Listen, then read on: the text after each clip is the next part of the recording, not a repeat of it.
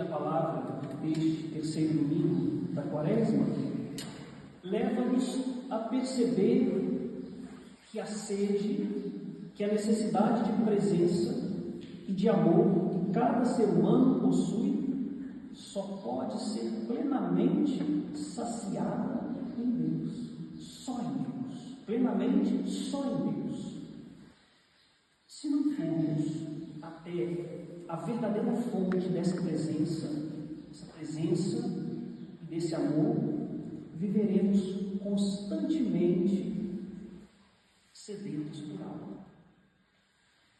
Se não formos então até ela, vamos sempre, parece que vai faltar alguma coisa, sempre. A primeira leitura nos apresenta um povo a caminhar pelo deserto, depois de ter sido liberto do Egito. E nesse processo de libertação, Deus, em muitas oportunidades, já havia manifestado o seu amor de muitas maneiras, de muitas formas.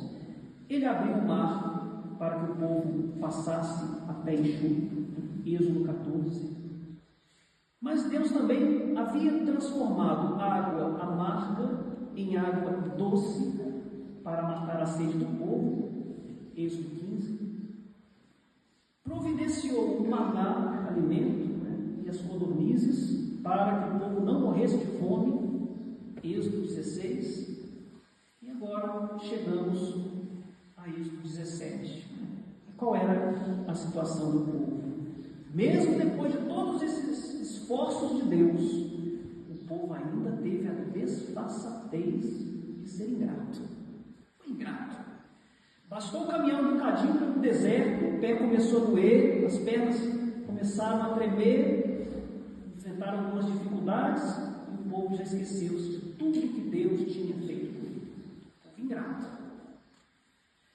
Chegou a duvidar, inclusive, da presença do Senhor na vida deles.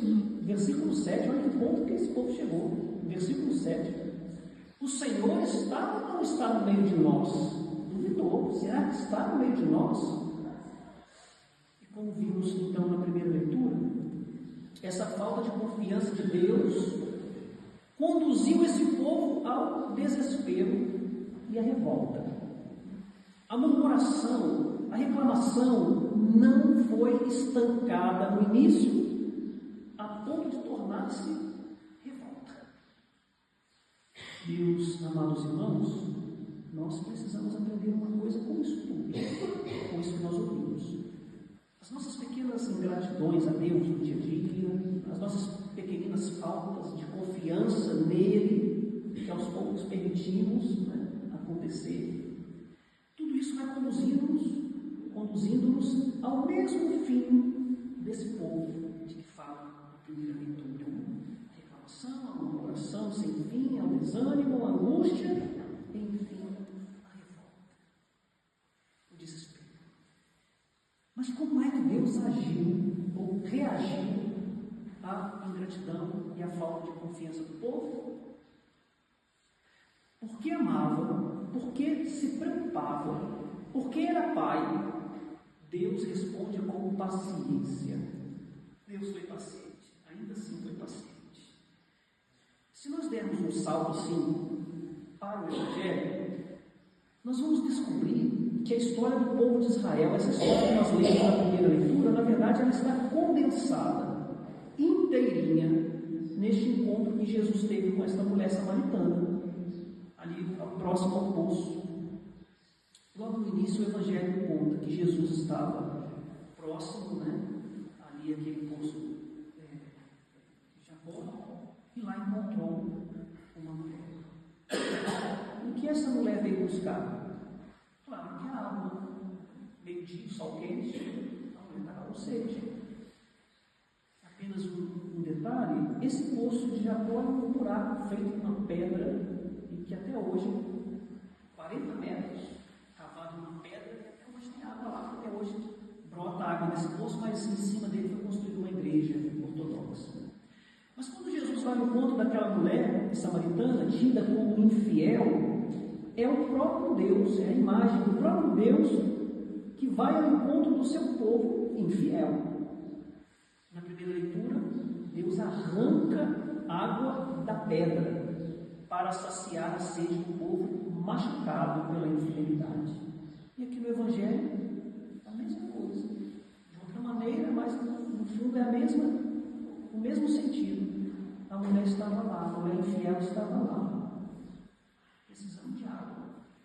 Estava lá em Deus, Jesus, o Filho de Deus, para matar a sede dela.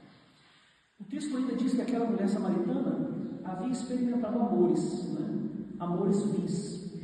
Quando Jesus faz referência aos 5 maridos que ela tinha tido na vida, provavelmente ela estava a fazer assim, uma cena, uma alusão para os 5 deuses que os samaritanos cultuavam. Isso pode ser lido lá em 2 Reis 17, eles cultuavam os 5 deuses.